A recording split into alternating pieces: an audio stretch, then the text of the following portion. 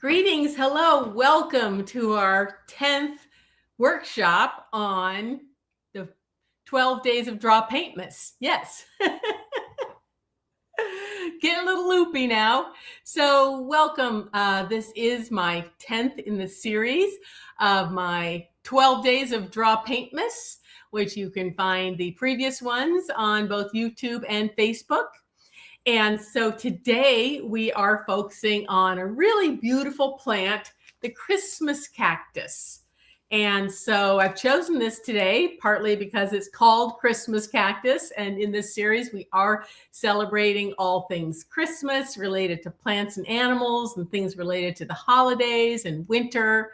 And this happens to be a plant that blooms during the winter.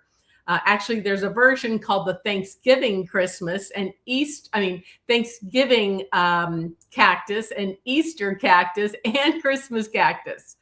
So we're going to be talking a bit about this plant. And of course, we're going to draw and paint it.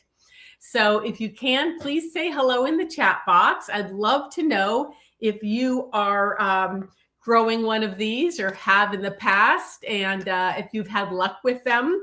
I've had various luck. I probably haven't been treating them the way they're supposed to, but we'll talk about a bit about growing and propagating them in a bit. Hello, Kat from upstate New York. Thanks so much for joining me. So yes, so in case you haven't met me, hi, I'm Christine, and I'm a naturalist, an environmental educator, and visual artist from Central Oregon.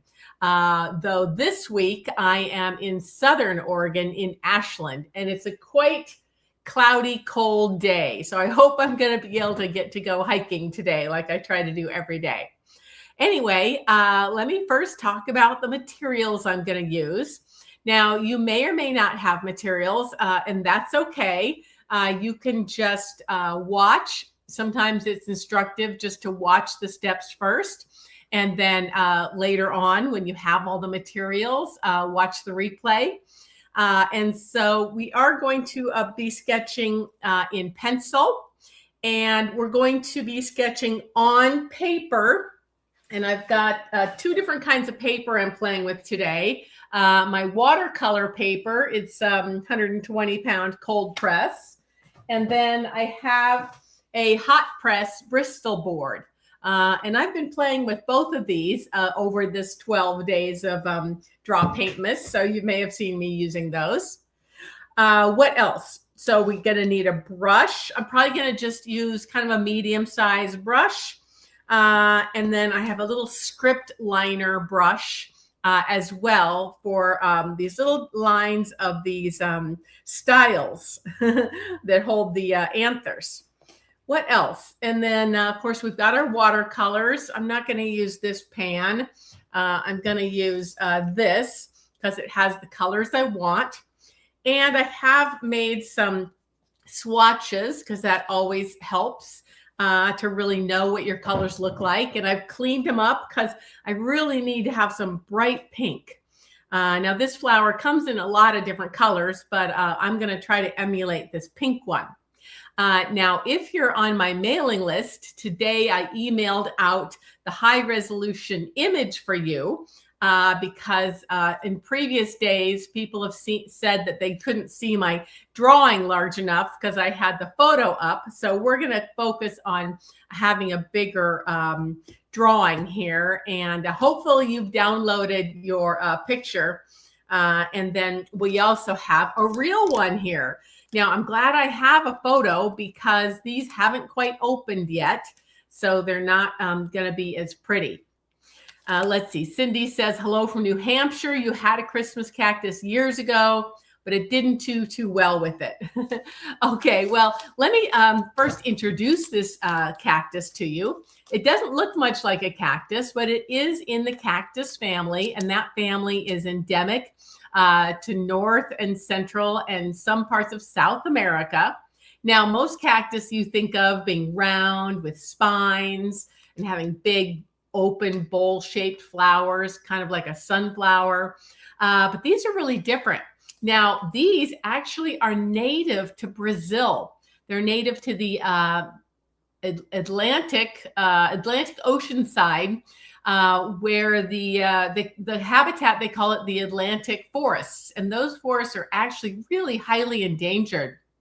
And this plant comes from the area near Rio de Janeiro, so a very big city, but up in the mountains. And so these guys actually grow high in the mountains between like 2,000 and 9,000 feet. So they don't grow in a desert. They grow in more of a cloud forest habitat, but they don't grow on the ground like most cactuses. They grow in trees or on rocks. Plants that grow on sitting on top of a tree, like lichen and moss and mistletoe, those are called epiphytes.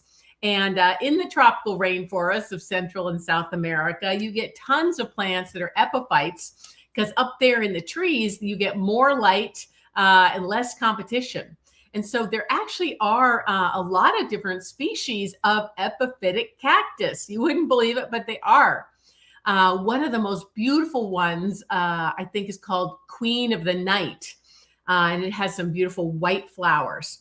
But bromeliads are another kind of plant that grows as an epiphyte in the tropical rainforest. Orchids, of course. So this is just one of those. And then, unlike other cactus, it doesn't have any spines.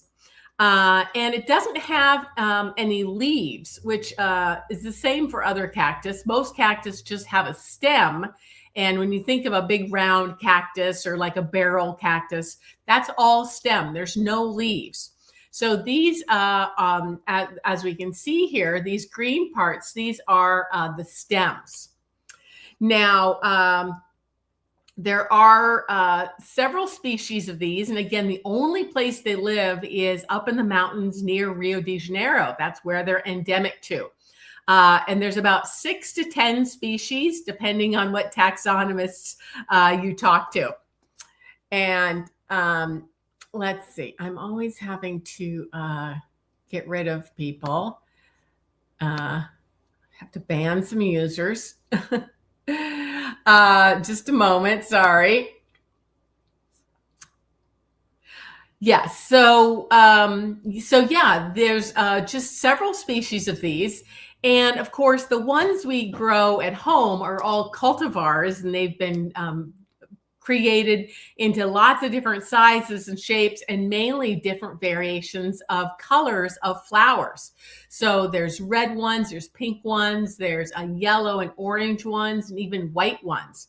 But I think this is the most common one, this kind of beautiful pink, or what we would call in watercolor, the hue is opera pink, one of my favorites.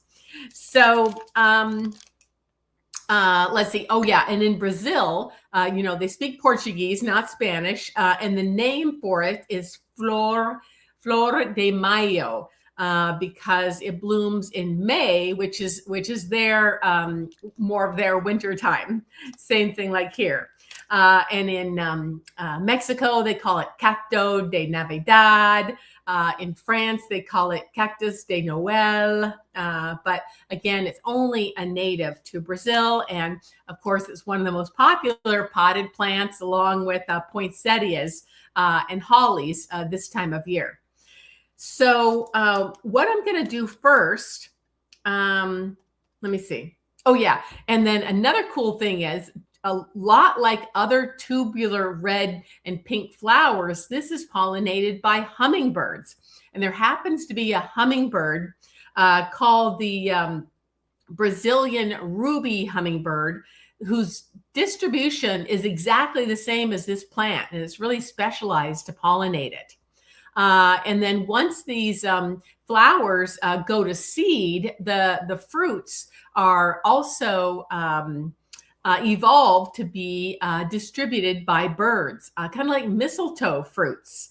So they'll stick to the bird's beak and its feet, and then the bird will fly away and land on another branch, and then the seed will fall off. And of course, that's exactly where it wants to land, is on another branch, because it is an epiphyte.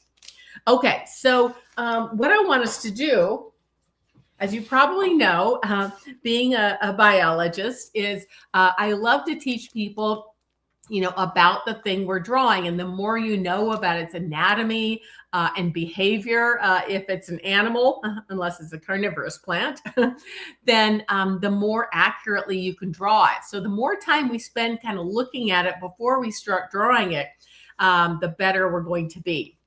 And so I am actually going to, which one should I pluck off?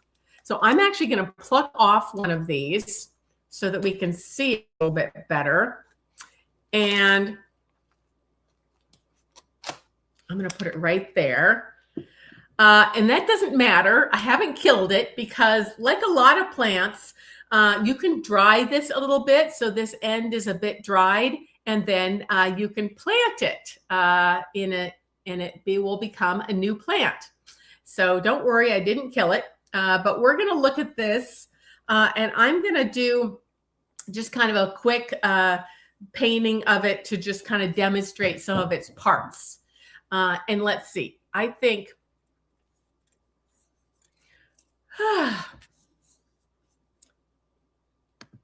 it's just, yeah. We're getting a lot of spam today.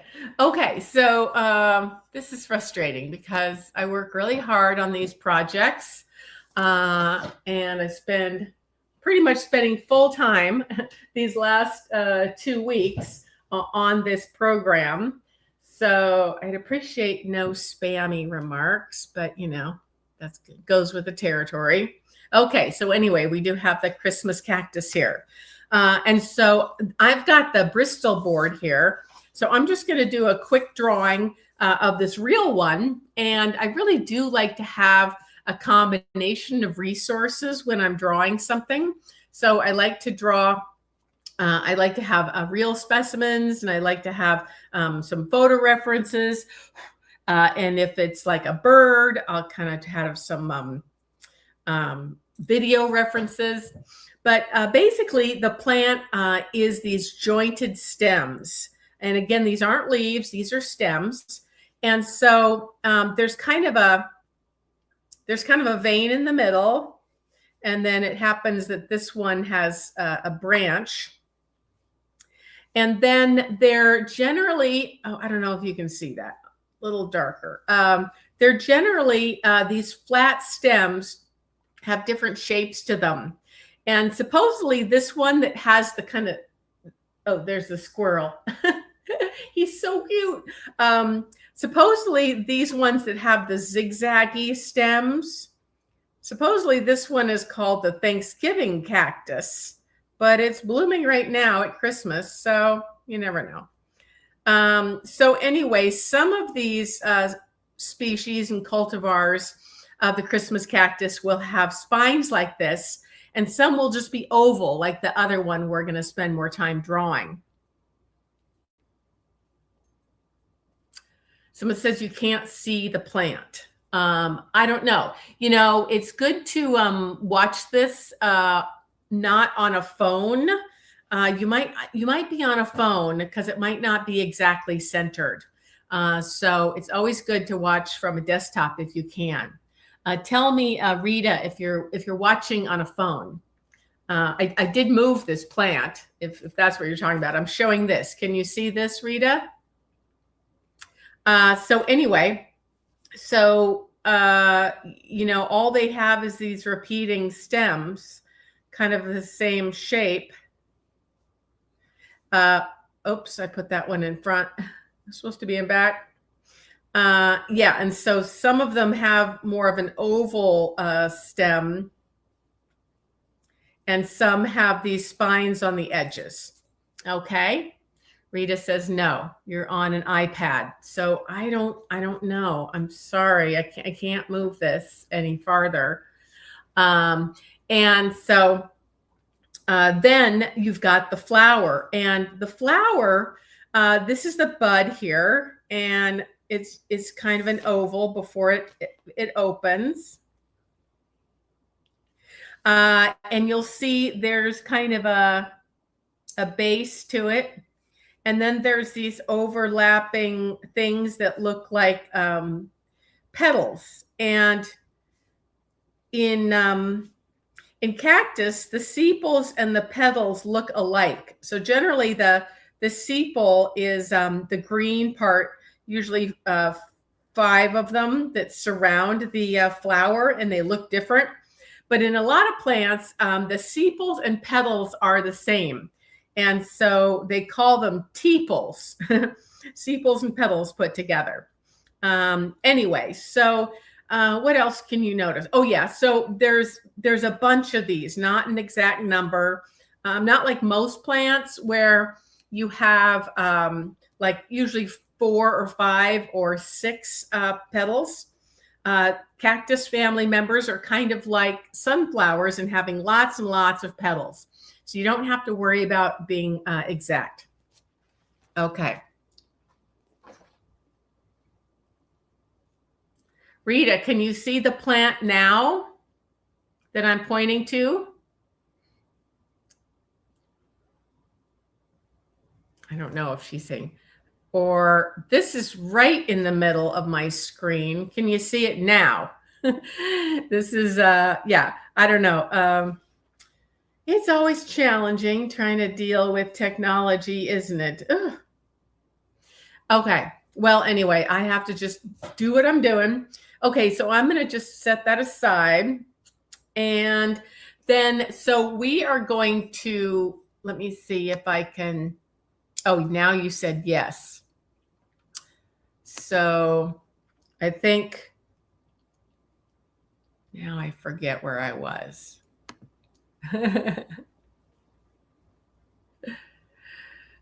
So I'm going to be switching back and forth. So it may or may not be where you can see it, Rita. I'm sorry. I know you're one of my most loyal viewers, so I hate to have it be hard for you. But yeah, in general, it's always best to try to watch from a regular computer. But anyway, so Rita said yes. So I'm not sure if, anyway. So we're going to use this photo, and we're just going to draw one of them. And I had the example here somewhere, here like this. So we're just going to draw one because we don't have all day, and I just want to go slowly. Yeah. And so I am actually using, now, of course, hopefully you guys who are on my mailing list might have downloaded your reference photo that I gave you as a bonus today. I've got it on my phone as well so that I can see it. And we're just going to draw the one in the middle. If you can see my small version here, I just did a big one in the middle, and then I did some kind of ghosted out ones in the background. Okay, so that's what I'm going to do now. And I'll just put that to the side there for fun. And I like to always have a sun. So I am going to make this bigger because people have suggested before that they really wanted to be able to see the drawing. And then, yeah, so that's why I gave people the reference photos. So anyway, so the very center, let's see, the very center of my vision here is right there. Rita, is my pencil right in the middle of your screen now? Is that what you can see best? Okay, so then we're going to do the drawing first. And again, I'm going to use this reference photo. And, you know, again, we studied the anatomy already, so it's pretty simple.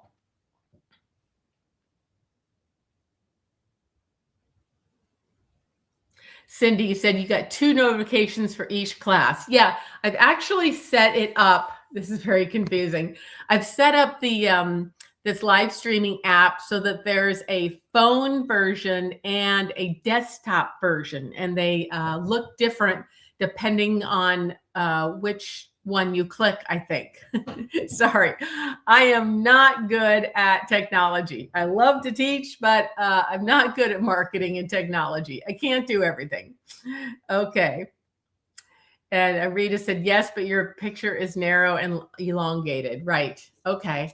So I'm going to make this bigger. Okay. All right. And so you can just follow along. So we are going to make the top.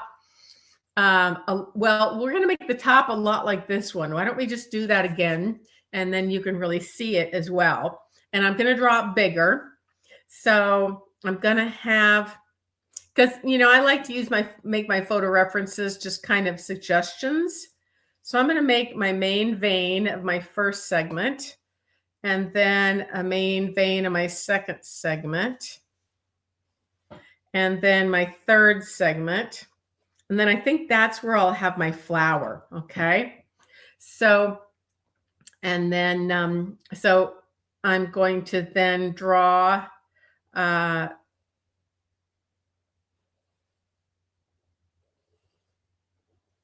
like this. And, it doesn't have to be exact. It is hard to do mirror images of things, isn't it? Okay. And then this other one is actually kind of behind. And like that. And then in front. Okay. And then, yeah, and then there'll be these kind of veins that are kind of enlarged. And then this other last one. And, we're not trying to do perfect botanical illustration here. And Edith said, your drawing is now off screen. I'm sorry. I just don't know how to format these different things. It looks fine to me, so I don't know how to tell. And I guess it looks different whether you're watching the YouTube, the phone version, the vertical or the horizontal version.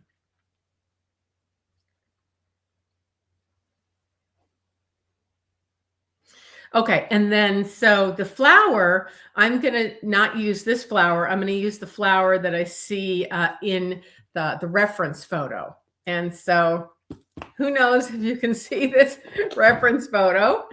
You probably can't. And so, yeah, I'm going to do that. So anyway, the center of the flower comes down here. And the end of it is these long stamens.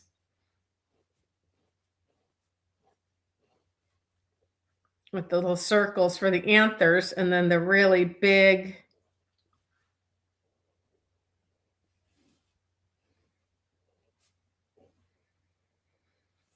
stigma, the female part. Joey, thank you. Yeah, it's confusing. Okay, so then now that we kind of have the lineup of how it's going to look, let's see. This one we can just pretend it's still a bud,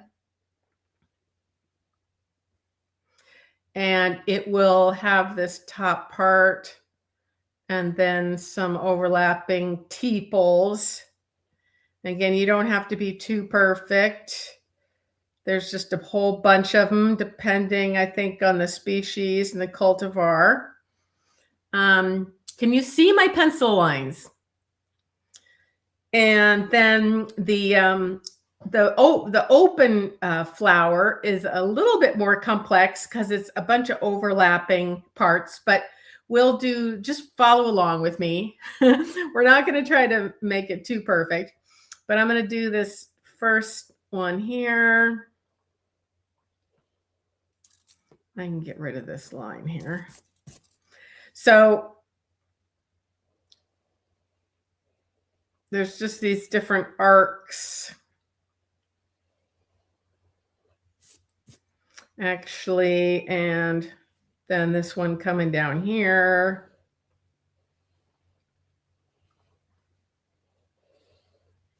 Wait, that doesn't work. Sorry, now I got all flustered because it's not, some of you can't see. So anyway, we're just gonna, we don't have to be too realistic. We're just gonna make this fun and pink, right? So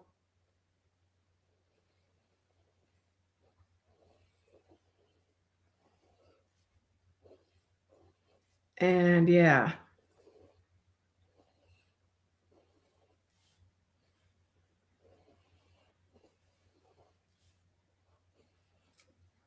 Okay, that's good enough. Dorothea said, what size paper are you using? I'm using this big 9 by 12 watercolor paper. Okay.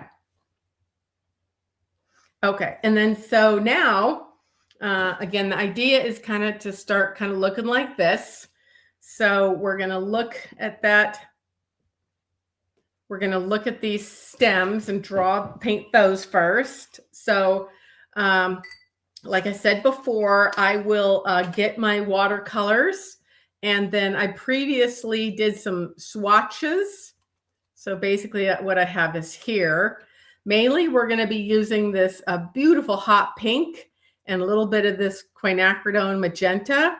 This is opera pink or quinacridone pink and a quinacridone magenta, I think. And then we'll use some of this green. It's like a sap green. Maybe we'll add a little bit of green to it here, a little yellowish green. And so we'll do the leaves first. And if you can have a real specimen, it's always wonderful because you can just tell so much more about it when you're holding it and touching it. I really suggest people touch things they're drawing, unless it's like a black widow spider or a rattlesnake or poison oak, which we have a lot of in this area, so that you can really feel the three-dimensional form. And when you do that, you can really feel that there's this raised ridge in the middle, and then kind of a little shadow on either side. And then it's pretty shiny. Okay. Can you see that? Pretty shiny. So I like to do kind of a lot of just wet and wet. I will, let's see, you don't see me mixing my water here. Maybe you do.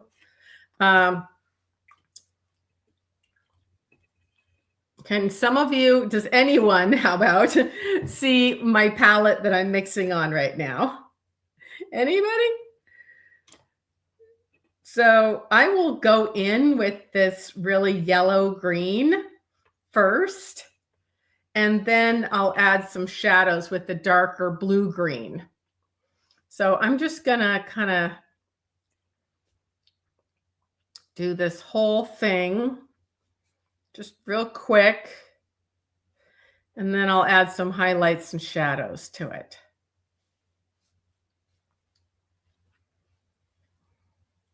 Now, I have done a few other Christmassy plants in this series, so I hope you check those out. Our very first day, we did poinsettias, and then a couple days later, I did hollies. Again, you can find these on my YouTube channel and Facebook. So I'm just going to do this local color here, this whole thing. Of course, now it might get sunny in this window and change my lighting. And I'm not letting too much of it pool, okay? Because I want it to dry. So I'm really kind of spreading this out.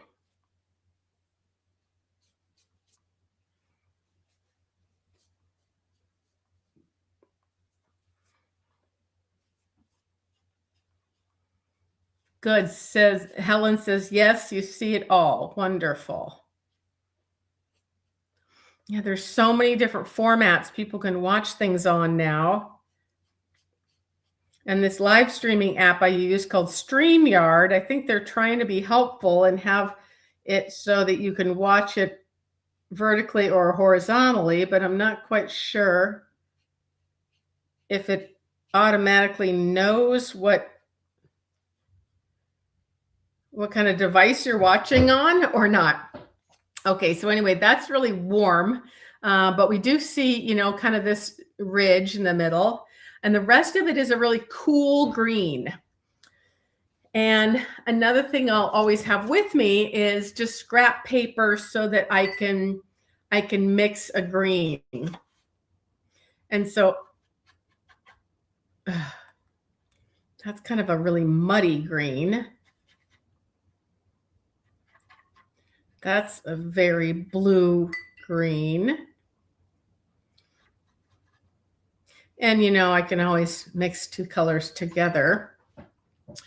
And so I will make these little swatches and see which one is closest to my plant. And I think it's actually kind of between these two. So I'm going to make a pile then of this very cool, oops. Is that the right one now? What did I do? Well, anyway, I always work like this, like, because I generally like to teach people how to sketch and paint in the field. And so I will just keep playing with it until I think I'm kind of close. That's closer. Okay. So I think I'm mainly going to just do these edges and leave the center for now. And of course, I didn't mix enough paint. You always want to mix enough paint.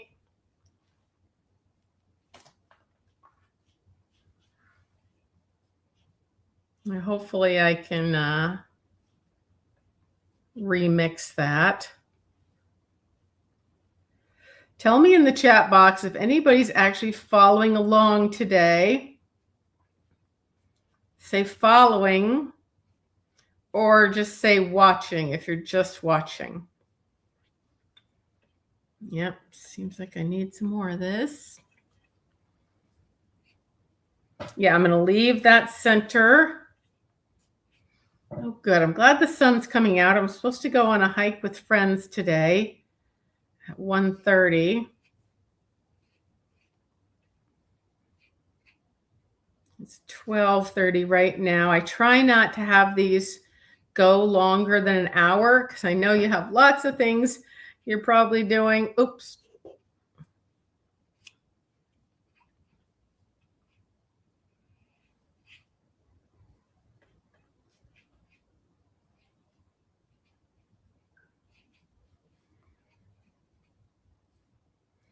Anyway, it's good to use a brush that you don't have to scrub too much with, that you just bring it down.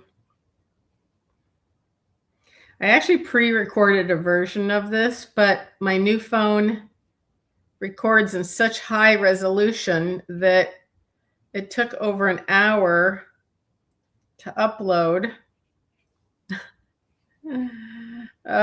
Hate technology. All righty. Joey says following. Oh, wonderful.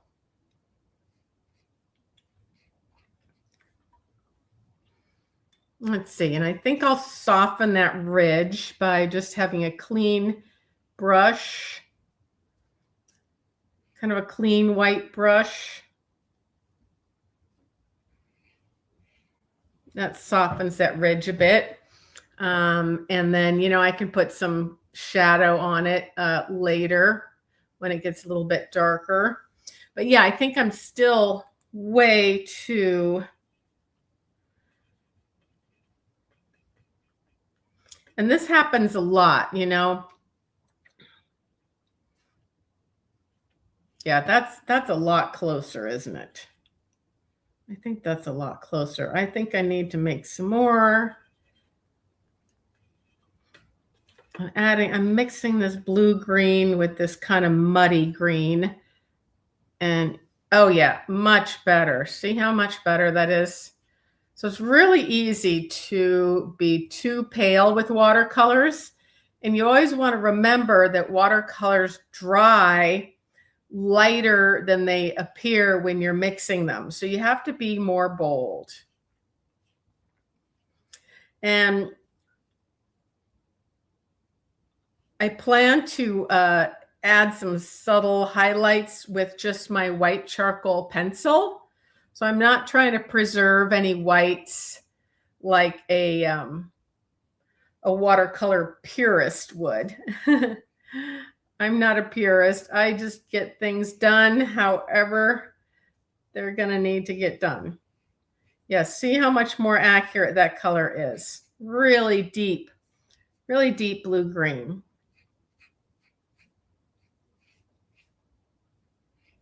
So that's why it does help to, make these little swatches. I always practice everything first on little swatches. Have that petal there, that teeple that I don't want to cover. I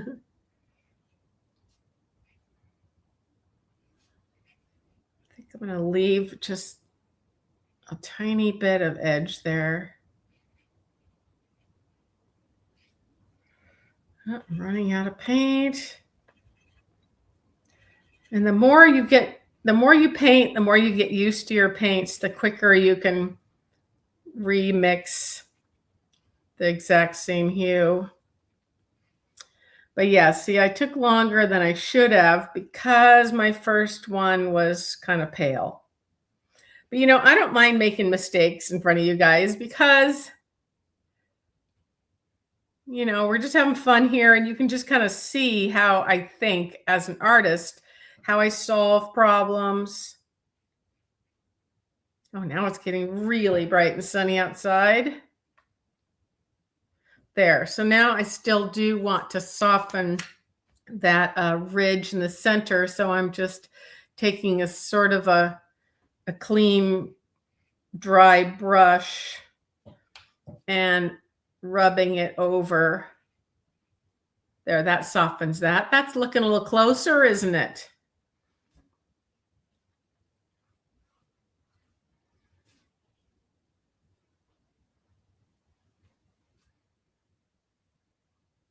I'll give it a little bit of a space there.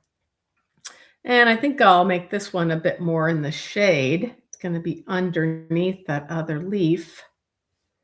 In fact, there's a little cast shadow on this whole part. That helps, I think. And this, maybe you'll have a little cast shadow, depending on where the sun is coming from. We do always want to keep track of where we're going to put our sun, especially if you're in a studio like this where I've got lighting from various directions. Okay, now I want to just switch back to, so there you can now look at the flower we're going to draw. And yeah, I have it here that I've kind of penciled in. And so I have one of the flowers is still opening and one is fully open. And different species of plants open at different rates. So some plants have the one at the very end being the oldest, and some are the opposite. But anyway, so that's what we have here. And since I'm right-handed, I'm going to draw this one first and then this one. Let's see, what else? Any questions so far? So yeah, there can be up to 20 of these tepals, they call them, which are a sepal and a petal. You can't tell the difference between them. And that is one of the characteristics of the cactus family. And again, these are a little bit different than other cacti because they don't have spines and they're not round, but they just have stems and not leaves. So these are sort of leaf-like flattened stems. So, and again, they're epiphytic, which there are a few species, mainly in the neotropics that are epiphytes. Okay, let's see. So anyway, I'm going to go back to, no, not that one.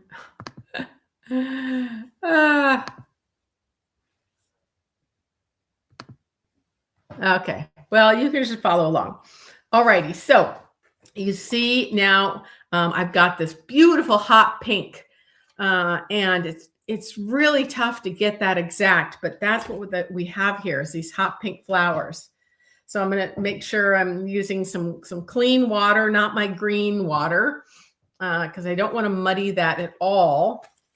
And I think I'll turn it around here and make a little pile of color. And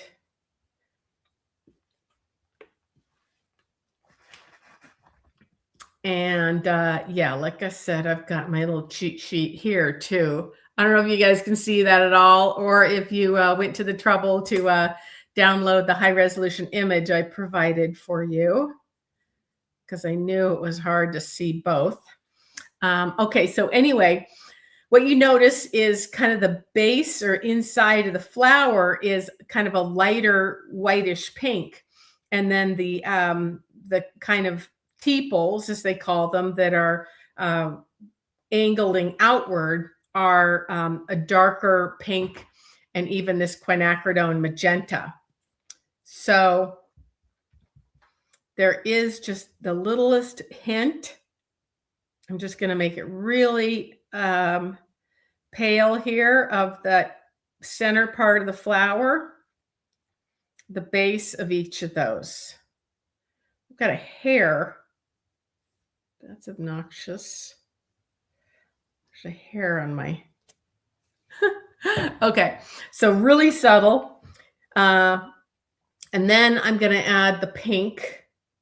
And I'm just going to add the pink everywhere and then make some darker areas of magenta. Okay, so kind of just like I did this first layer here. And we can go back and play with that again. But, well, we only have about 15 more minutes. So yeah, I'm just going to... And yeah, I'm going to do this one later because my hand's going to get in it. So I'm just going to do this beautiful opera pink everywhere, besides that lighter pink I did. Ooh, so pretty, isn't it? So pretty. So much fun. Okay. I just get drunk on color. I just love color, but you do have to be careful. Not getting too crazy.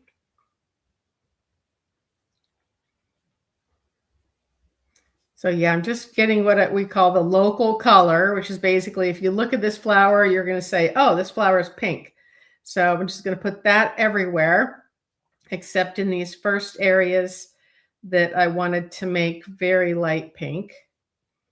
And then we'll add some shadowing with the quinacridone magenta.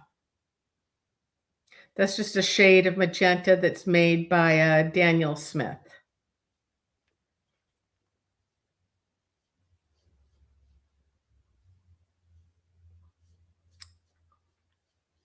And, you know, some of these petals are overlapping other petals, and so we can't see that yet until we add some shadowing. But we're just getting this local pink color.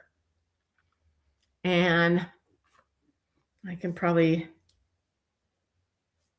soften that up a little bit. It kind of looks like there's little lines on some of these bases of these petals. Okay, and then these long white things, they do have some pink to them. These are the filaments that are holding the anthers. And like all cactus, there's a whole bunch of anthers. And then at the end, there's a bright pink stigma. That's the female part that takes the pollen from the anthers, and hopefully it's being cross-pollinated.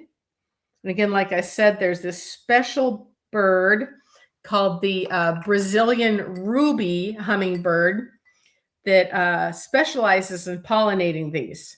Now, the end of the those little blobs, the anthers that have the pollen, they're kind of very pale yellow. I'm going to accentuate them a bit more than they show in the photo. Okay, how are we doing? Can you see that? Is this? Gosh, I never know how to get this. Oh, there. I guess that's good enough. Alrighty. So then I'm going to go right in. What is that? What's going on there? It's hair. There's hair on my paper. Bugging me.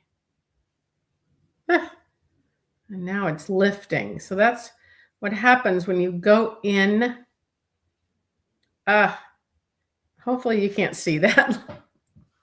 There's these hairs. I think they're dog or cat hairs.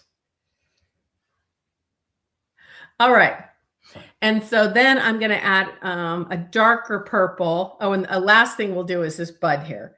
And that bud could probably be smaller because I didn't make this flower that big. Let's see.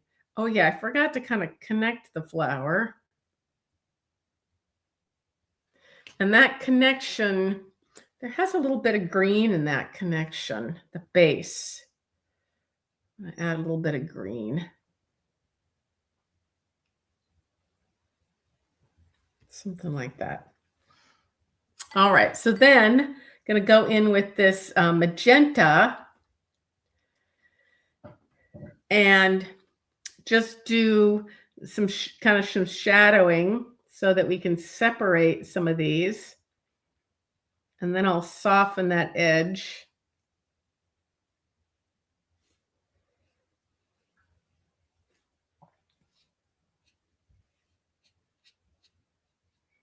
And I'm just kind of randomly putting this color in. And then I'm going to use my white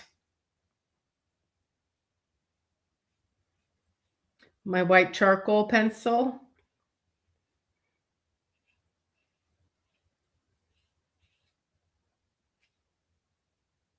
to add some highlights. Okay, so now I'm just going to clean and dry my brush a bit and sort of soften those edges.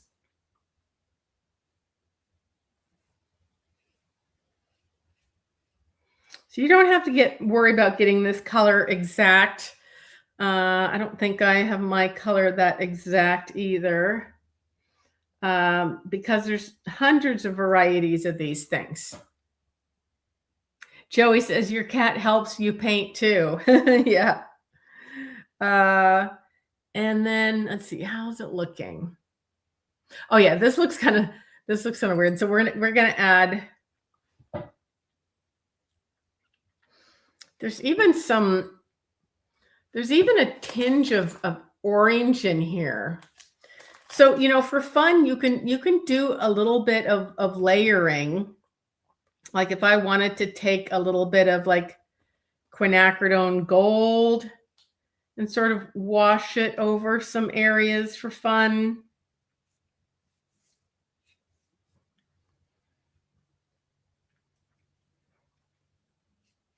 In fact, I could even start with that here for fun. I like to just experiment. So I'm just going to make this gold. And then I'm going to put that opera pink kind of on top of it. Ooh, that's fun. Ooh, pretty.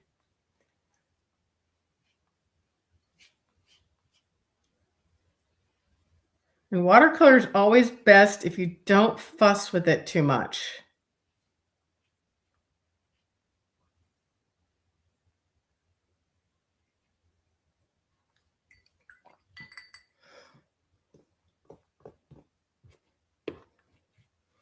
All right.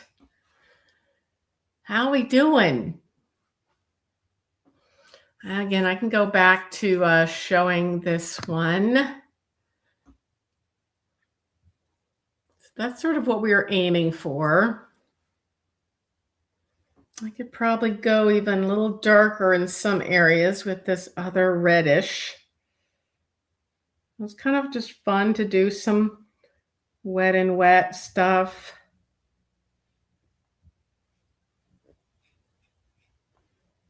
Layers.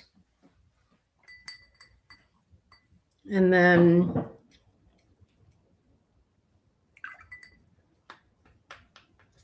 I think I want to soften this more. This ridge is definitely more subtle than I have it. So I can just wash over this a bit, rub it gently a bit.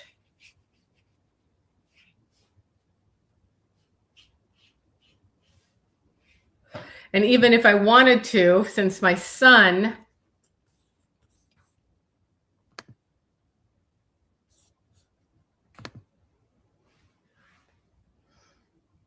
since I put my sun here on this side, I could have a little bit more of a cast shadow on this other ridge.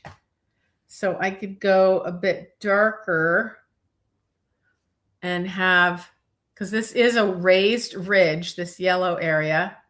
So if I wanted to just do a line on the far side of this yellow area, that might help. What do you think?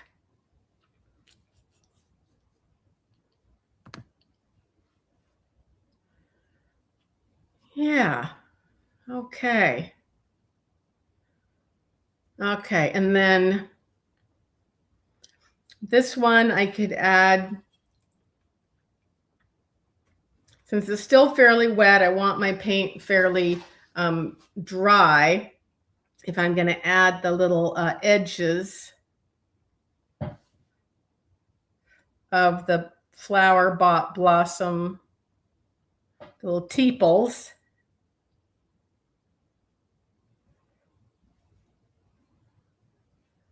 It's hard to do an arc. So, this isn't supposed to be a, formal botanical illustration. This is just something fun. We're basically just trying to get the local colors, as if we were at a botanical garden sketching outdoors, and we're not trying to be exact. I might give it a little bit of a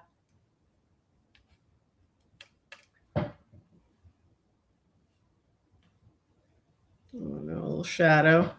Who knows? Okay.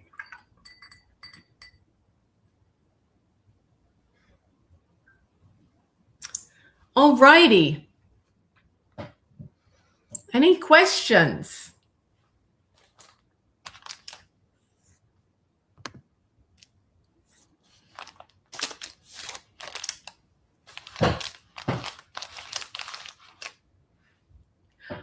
All right. Well, I hope you enjoyed sketching and painting with me today, the Christmas cactus, and learned a little bit about this very actually rare and range restricted plant from Brazil, which is grown all over the world now, but only lives in the Atlantic forest mountains into the interior of the area of Rio de Janeiro. And it's also pollinated primarily by one hummingbird that only lives in that exact range as well. So I hope you gained a little bit of appreciation. I think I'm going to go ahead and plant the one that I tore off, and I'm going to plant it here, and hopefully it will grow. And so I hope I've inspired you to keep working on this some more, and maybe to go to the store and buy your own Christmas cactus. So Helen, this was wonderful. Thanks so much. Thank you. I really appreciate it. And you can always learn more about me at christinelder.com. And you can donate on my website if you appreciate these at christinelder.com/donate. and learn more about my membership as well, my monthly membership for nature sketching and journaling at christineelder.com/membership. Okay, well, I got to get going. Dorothea said, it's beautiful and thanks. I have one that just finished blooming. Yeah. So one last thing, these are a little bit different care than other succulents and cactus. They don't like to be as dry and as sunny as other cactus. So, because they do live in these rainforests that are more shady, they do like bright but indirect sunlight. So don't let them bake in direct, like south-facing sun. And then they want to be kept a bit moister than cactus as well. Because, they don't have leaves that are as thick and succulent as a cactus to be able to hold moisture for that long. So they're fairly easy to grow, but, it's always good to know about where a plant is native to, so you can really understand and emulate its care at home. So again, bright but indirect sunlight and a little bit moister than cactus or other succulents. Okay, so Kat said, thank you for another Christmas treat. Wonderful. So tomorrow is day 11, and we are going to be doing some loose watercolors of various species of Christmas trees. So there are pine trees, spruce trees, fir trees, Douglas fir trees, blue spruce are really pretty. So Christmas trees come in a different shapes and different colors. So we'll just be doing some loose watercolors, not as detailed as this today, but just some loose watercolors. Maybe we'll put some ornaments on the trees as well. And then the very last day, of course, is in 2 days from now, which is Christmas Eve. What is the most important animal we could draw on Christmas Eve? Of course, the reindeer. So we'll be learning a little bit about where real reindeer live and a bit about Santa's reindeer as well. We'll be drawing a really realistic shaded pencil drawing of a reindeer. Okay, so anyway, thanks so much for joining me, and I hope to see you tomorrow. Ciao.